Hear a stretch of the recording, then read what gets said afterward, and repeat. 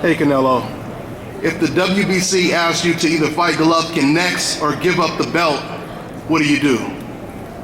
I'm ready. You ready? So we're gonna see Golovkin in May or what? He's ready. I'm ready. There it is.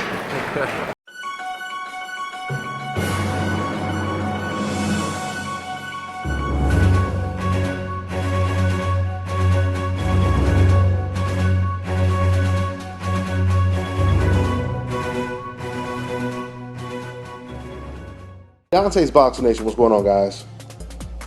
I tell you, man, it seems like things just keep getting worse and worse for Canelo Alvarez.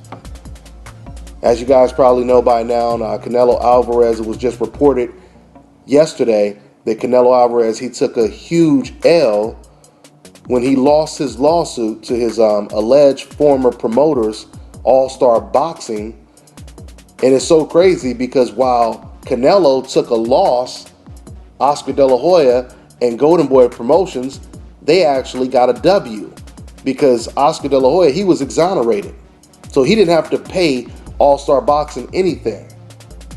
But Canelo, he has to come out of his own pockets and pay All-Star Boxing $8.5 million. That is a hell of a L to take. I mean, you look at the fact that Canelo Alvarez, he all but promised that he would not vacate his belt to avoid a Golovkin fight. Then he ends up doing just that. He vacates his belt and damn near hands his belt over to Gennady Golovkin. Then the WBC, they drop Canelo Alvarez from the rankings.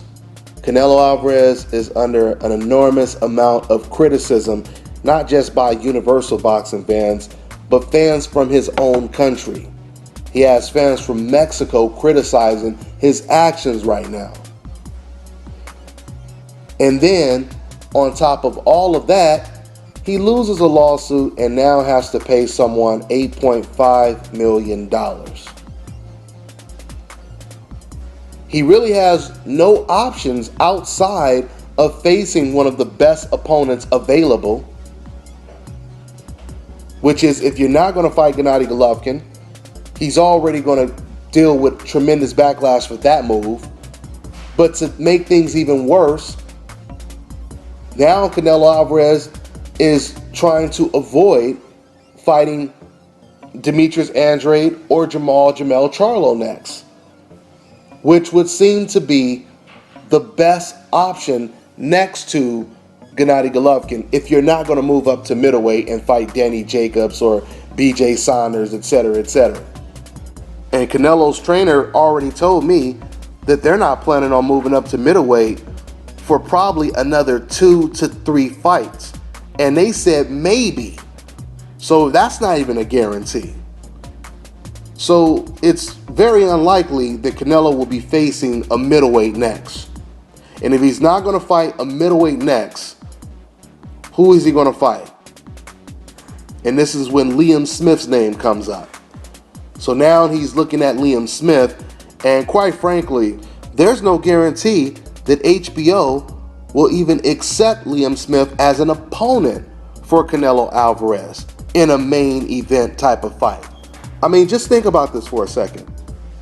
You have Keith Thurman fighting against Sean Porter, one of the most significant fights of the year. You have Kell Brook fighting against Jesse Vargas, a unification bout. You have Kovalev fighting against Andre Ward, which is a fight that will crown the undisputed pound-for-pound king in all of boxing. You have Victor Postal versus Terrence Crawford, a unification bout.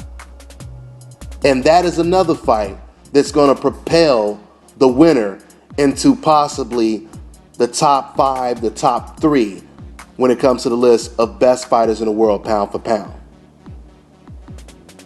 And then you have Canelo Alvarez trying to fight Liam Smith as a main event fight.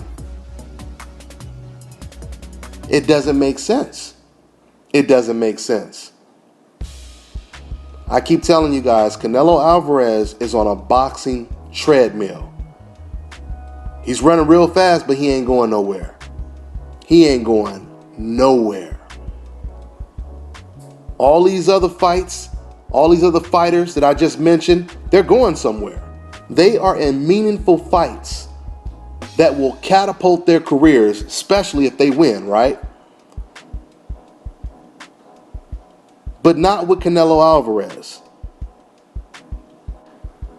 When you look at other sports, every year there are a couple things that are guaranteed. There will always be the playoffs and there will always be the Super Bowl, right? When it comes to Canelo Alvarez, we never know when we're going to see a playoff type of fight involving Canelo, when we're going to see a Super Bowl fight when it comes to Canelo Alvarez. Now, see, you can almost slip under the radar a little bit when you're not as known and you go out and you avoid maybe a certain opponent in your division, right? You'll still get the backlash, but it won't be as bad because with Canelo Alvarez, he's being promoted as the biggest star in boxing since Floyd Mayweather has left. That's how they're promoting him. So that is a catch-22 that works both ways. Since you have that much exposure, you also become exposed when you turn down multiple big challenges. And people keep trying to compare Canelo Alvarez's situation to other fighters. But Canelo's situation is very, very unique compared to everyone else's. Let's say if I were to compare Canelo to Leo Santa Cruz ducking Guillermo Rigondeaux. Now there's no doubt about it, Leo Santa Cruz, he ducked Rigo. But at least with Leo Santa Cruz, he can make people forget about it just a little bit, not a lot. You know, he'll always be remembered as the guy to duck Rigo, but still, he can make up for it a little bit because now he's facing Carl Frampton, which is another good name. And after that fight, he has Gary Russell Jr., which he showed interest in fighting Gary Russell Jr. as well. So there are other names and significant names that Leo Santa Cruz is interested in facing, right? But when it comes to Canelo Alvarez, he has many names and he doesn't want to fight any of them. It would be like Leo Santa Cruz saying, I don't want to fight Guillermo Rigondeaux. I don't want to fight Carl Frampton. I don't want to fight Gary Russell. I don't want to fight any of these guys. Give me someone that is going to guarantee me a win. This is pretty much what Canelo Alvarez is doing right now. Now, I want you guys to understand this. Canelo Alvarez, he has all the power in his hands. He can change all of this right now if he wants to. And I'm not saying it won't happen. I mean, for all I know, Canelo one day could just wake up and say, you know what, fuck it. I don't care if I lose. I'm just going to go in there and do my best. I'm not saying it's going to happen, but I'm saying anything is possible. And he could just wake up one day and say, I want to fight Golovkin. I want to fight the Charlo brothers, Demetrius Andrade. So the power is in his hand. But at the end of the day, Canelo, he has to really look in the mirror and ask himself, how do I want to be remembered?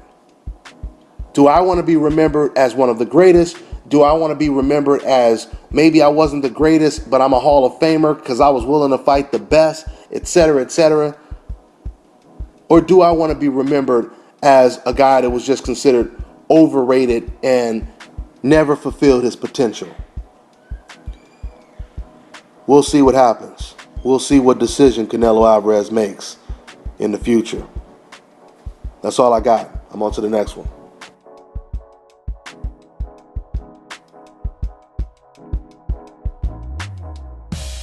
Hi, you're watching Dante's Boxing Nation. Woo!